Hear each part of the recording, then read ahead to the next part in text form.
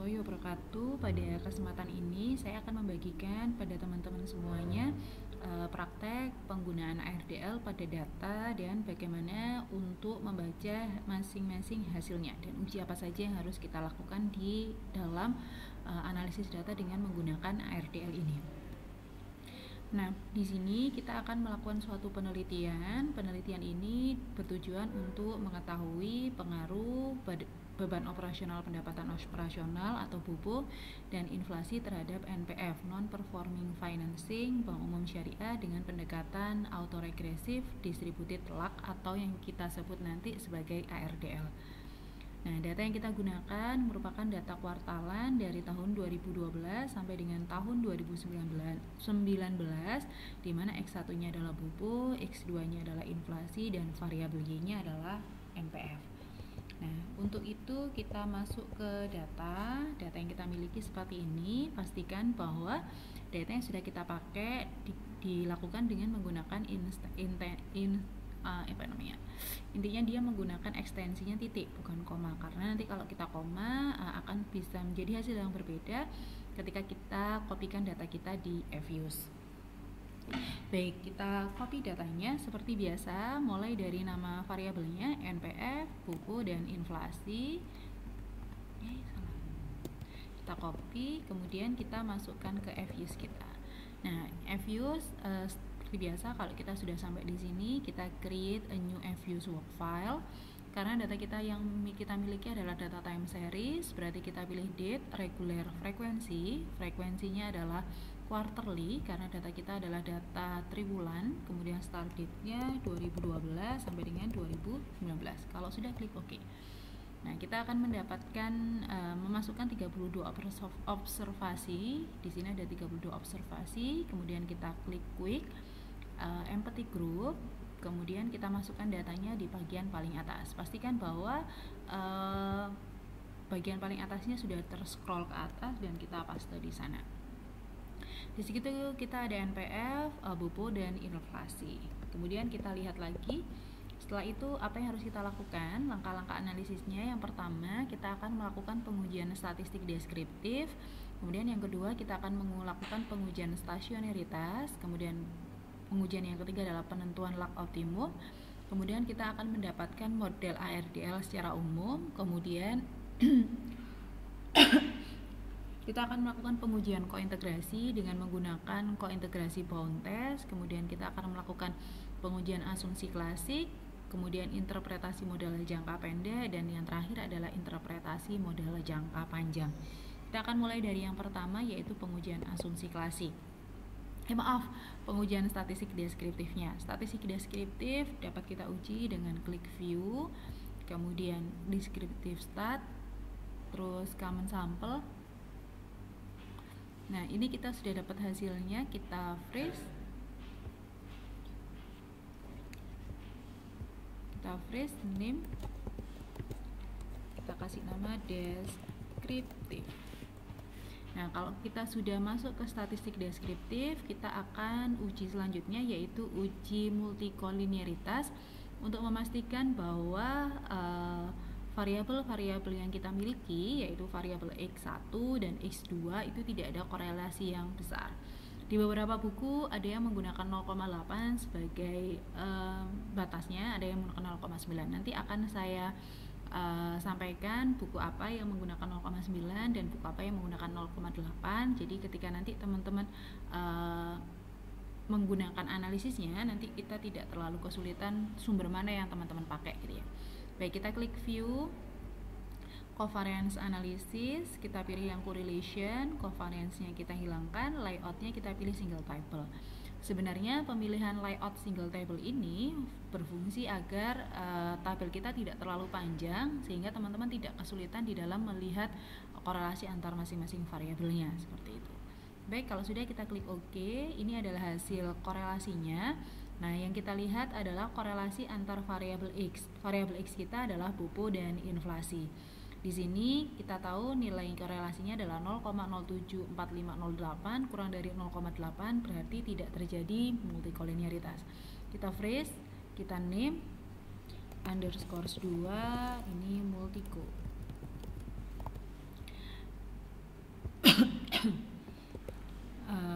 bisa juga dilihat di sini ya. Kalau ini yang tadi hasil statistik deskriptifnya, ini uji multikolinearitas. Yang kita lihat nanti adalah di bagian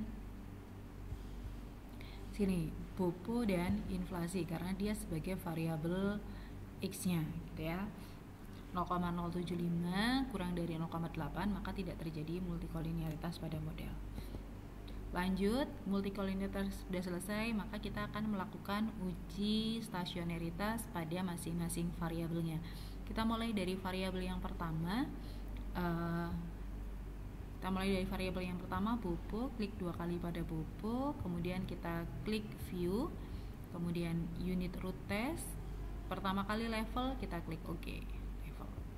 Nah, di sini nilai probabilitasnya 0,2412 kurang dari 0,05 maka tidak terjadi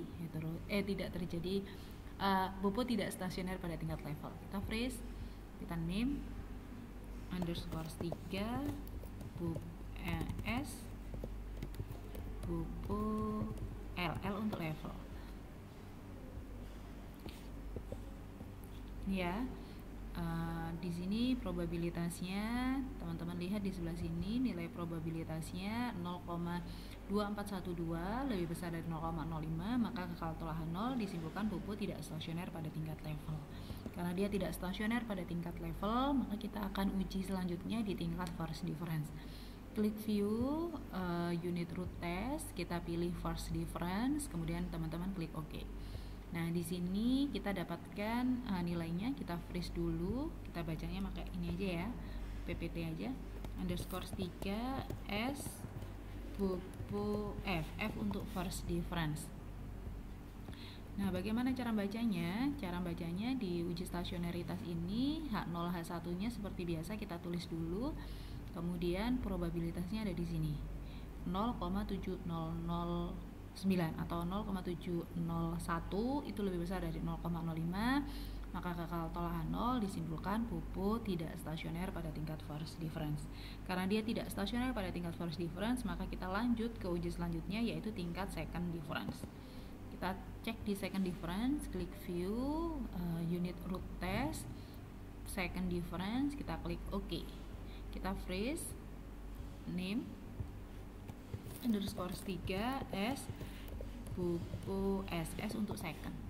Nah, bagaimana cara bacanya? Dari hasilnya kita dapatkan nilainya, probabilitasnya 0,000 gitu ya. Teman-teman bisa lihat bopo tidak stasioner pada tingkat second difference, bopo stasioner pada tingkat second difference. Kemudian nilainya adalah 0,00 kurang dari 0,05 maka tolahan 0, disimpulkan bopo stasioner pada tingkat second difference. Karena bopo sudah stasioner pada tingkat second difference, maka kita stop untuk bopo dan kita lanjutkan untuk variabel yang lain. Tutup untuk bopo, kita masuk ke variabel yang kedua yaitu variabel inflasi. Klik 2 kali, kemudian kita masuk ke inflasi, klik view, unit root test, kita pilih pertama kali adalah level, kemudian kita klik OK. Nah, dari sini kita freeze, kita name underscore 3 S NPF ya, inflasi L untuk level. Nah, bagaimana cara membaca hasilnya? Cara membaca hasilnya sama.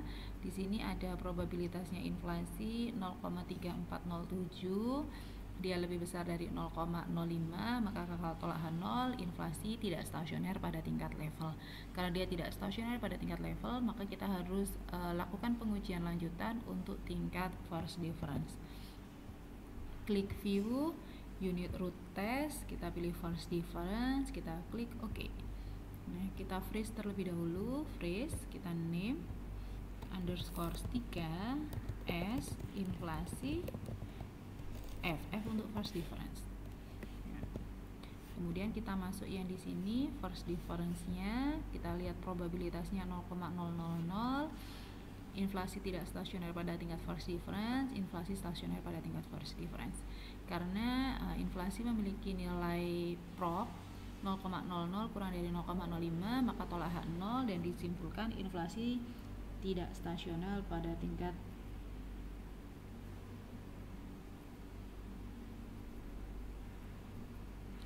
tingkat force difference gitu ya. Karena kita sudah tingkat force difference, maka kita bisa lanjut ke tingkat selanjutnya.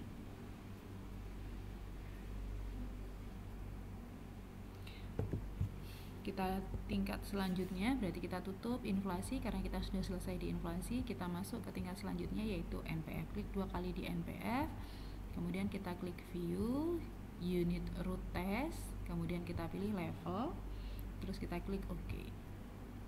Nah, di sini kita punya untuk NPF, kita klik probabilitasnya 0,6457, dia lebih besar dari 0,05, gagal tolahan 0. NPF ini harusnya tidak stasioner, salah ini ya. Oke. NPF tidak stasioner. Jangan-jangan ini ada yang salah sebentar.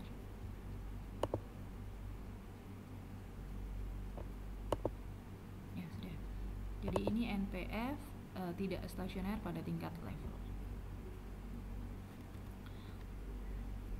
Baik, karena dia tidak stasioner pada tingkat level, maka kita lanjut di uji selanjutnya yaitu tingkat force difference.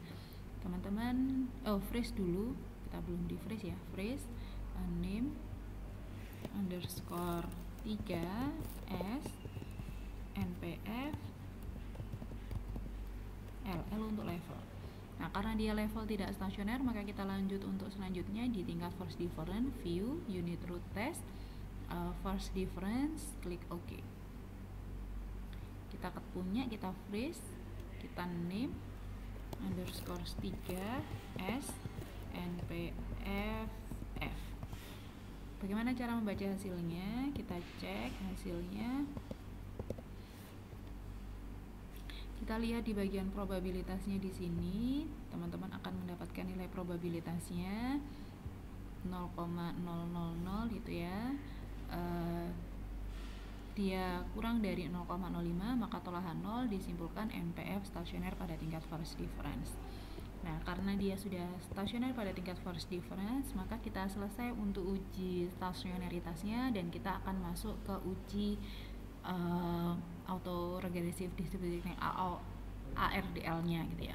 Teman-teman pilih quick, kita ke estimate equation. Lebih enak kita langsung pilih aja metodenya adalah ARDL. Kemudian kita masukkan variabel kita, variabel Y kita adalah NPF, spasi langsung variabelnya pupuk, spasi inflasi. Jadi kalau di ARDL itu yang dimasukkan hanya variabelnya saja. Untuk C-nya tidak usah dimasukkan karena dia sudah langsung ada di sebelah sini. Jadi variabel Y diikuti X1 diikuti X2. Kalau sudah, teman-teman klik OK.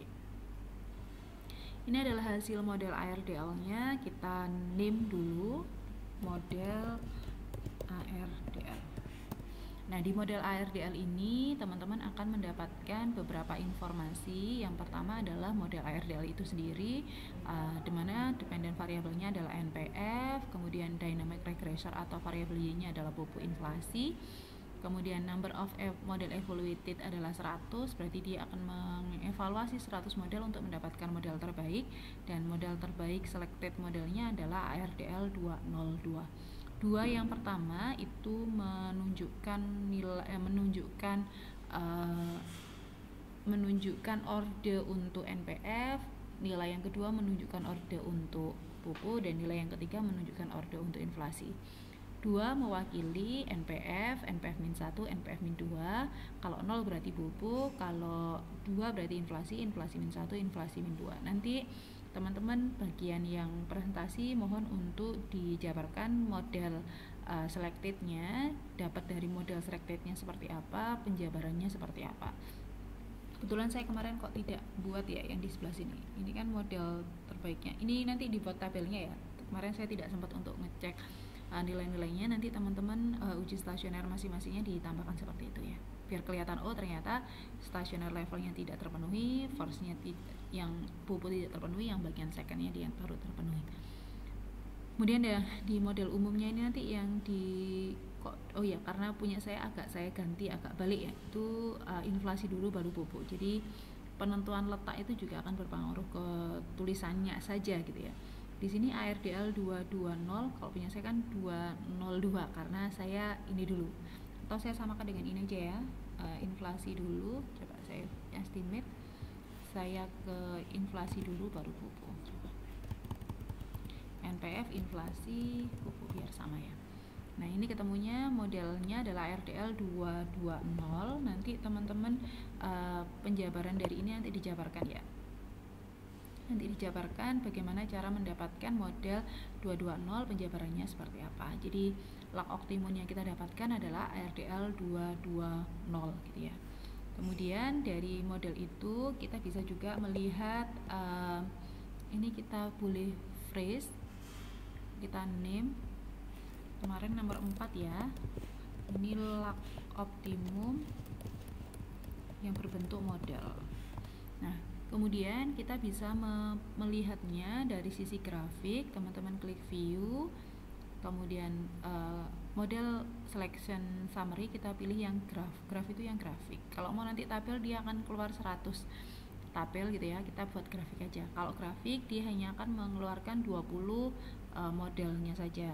Nah, dari model ini kan kelihatan bahwa nilai apa itu namanya, pokoknya yang paling ujung sebelah kiri dan nilai yang paling kecil itu adalah ARDL 220. Kita freeze, kita name. Ini nomor 4, log optimum grafik ya. Oke, nggak boleh pakai anu ya, jangan pakai apa?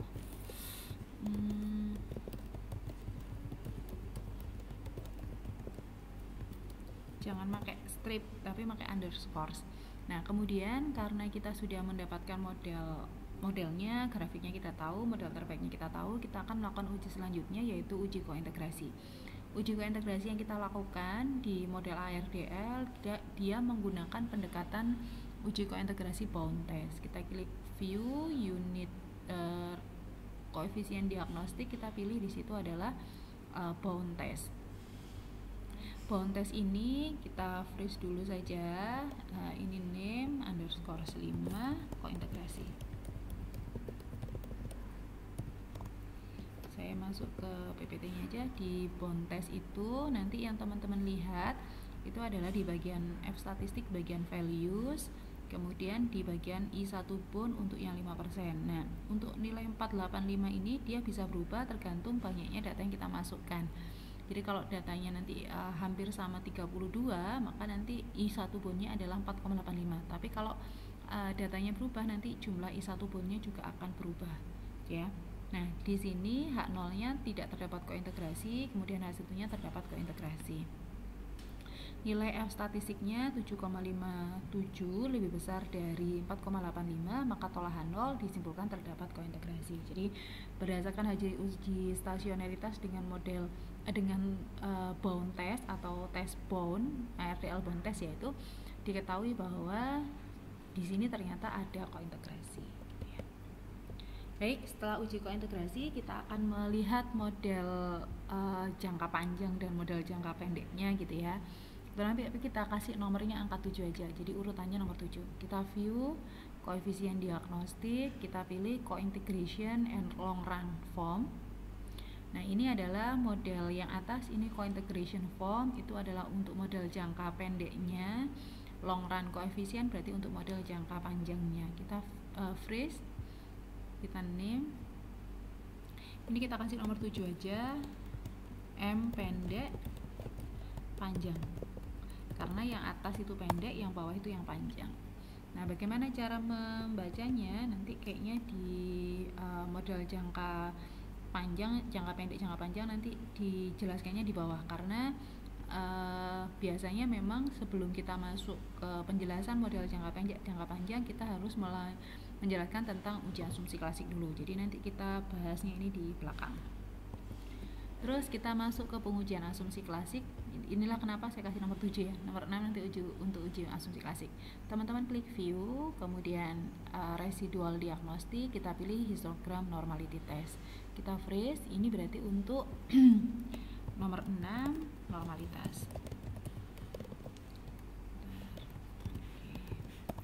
Nah, bagaimana hasil uji normalitasnya? Seperti biasa, kalau uji normalitas berarti teman-teman lihat di bagian probability, di bagian Jarque-Bera probability-nya, gitu ya. Oh, tak kasih. Maaf, saya nggak tahu. H0-nya residual berdistribusi normal, H1-nya residual tidak berdistribusi normal. 0,431 lebih besar dari 0,05, gagal tolak H0 disimpulkan residual berdistribusi normal. Jadi ini residualnya normal. Lanjut, setelah residual kita punya uji asumsi klasik yang lain, auto dulu, view, residual diagnostik, serial correlation LM test.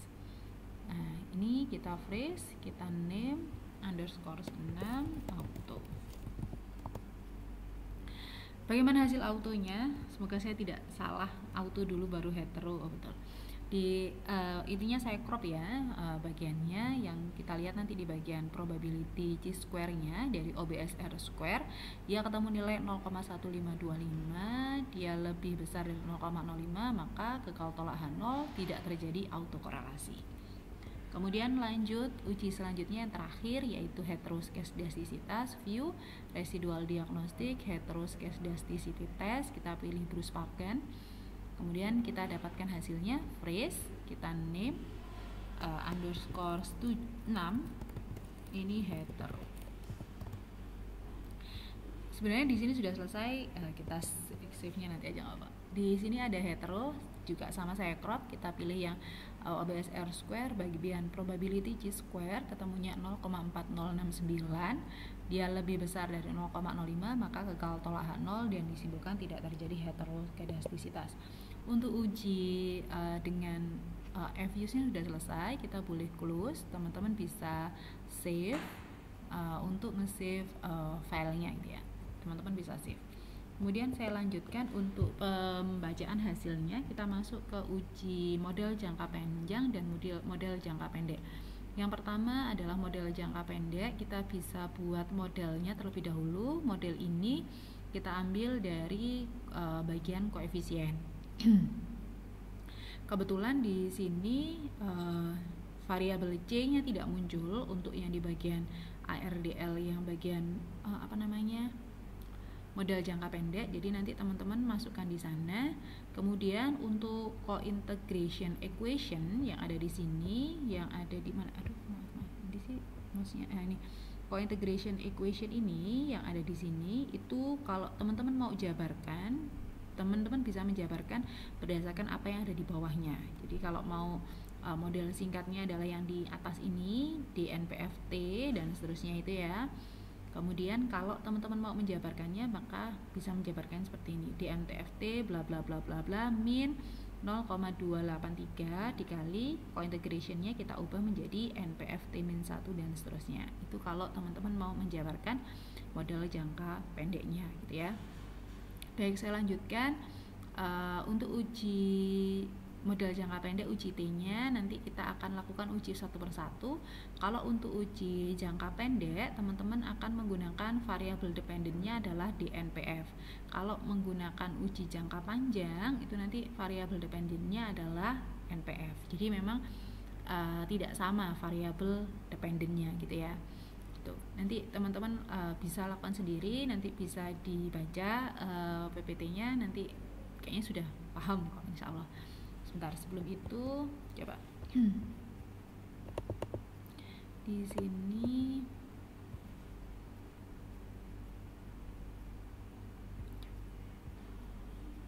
nah ini sebenarnya kalau teman-teman susah tadi di bagian model untuk menuliskannya, sebenarnya teman-teman bisa juga menggunakan apa yang ada di di sana, di bagian di bagian variabel yang ada di sana, di mana itu di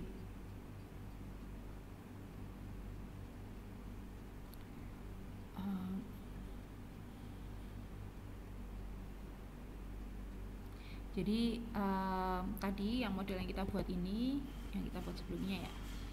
Kalau teman-teman kesusahan menuliskan modelnya, teman-teman bisa menuliskan atau melihat di bagian estimation ketika kita di estimate ya. Kemudian di bagian view kita bisa pilih yang representation. Di situ nanti kita akan muncul bagaimana sih cara menuliskan modelnya. Jadi substitution koefisiennya, kemudian co-integration equationnya kita bisa dapatkan dua model ini gitu ya. Jadi modelnya bisa kita tuliskan seperti itu. Jadi NPF sama dengan berapa itu dia bisa seperti itu. Jadi ada dua model substitution coefficient, jadi estimation koefisiennya, kemudian ada yang co-integration equationnya gitu. Jadi bisa menggunakan dua model ini gitu ya.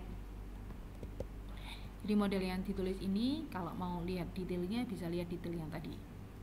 Kemudian uji T-nya nanti teman-teman lakukan satu persatu gitu ya, untuk masing-masingnya mulai dari DNPF-1 sampai dengan equation -1 gitu ya. Terus lanjut, insya Allah bisa kalau teman-teman karena sudah terbiasa, jadi tidak akan terlalu sulit. Nanti kalau misalkan di PPT saya ada yang agak keliru, mungkin bisa teman-teman perbaiki sendiri gitu ya. Kemudian kalau model jangka panjang berarti kita bicara di NPFT, jadi NPFT-nya saja yang kita pakai sama dengan yang ada di sana. Kemudian nanti kita uji T-nya satu persatu. Sebenarnya masih ada yang harus ditambahkan. Mungkin di sini nanti saya tambahkan model untuk ARDL secara umum, kemudian R-square-nya, uji F-nya. Nanti bisa saya kirimkan filenya. Insya Allah teman-teman kalau sudah terbiasa insya Allah bisa. Jadi uji F itu ada di bagian log optimum model. Jadi R-square sama F-nya nanti kita ambilkan dari yang ada di sini, atau saya buatkan sekalian aja ya. Jadi di sini ada R-square sama F statistiknya. Jadi kita ambilkan dari yang ada di situ. Kalau uji T-nya kita ambilkan masing-masing dari apa yang ada di tadi, yang di co-integration form sama yang di bagian long run formnya gitu ya. Kalau model umumnya kita juga bisa lakukan ini. Jadi R-square sama F statistiknya kita ambilkan dari sini gitu ya. Nanti tak buatkan di bagian PPT-nya, nanti saya tambahkan. Teman-teman nanti bisa menjelaskan sendiri gitu ya. Baik, sekian dari saya. Terima kasih. Wassalamualaikum warahmatullahi wabarakatuh.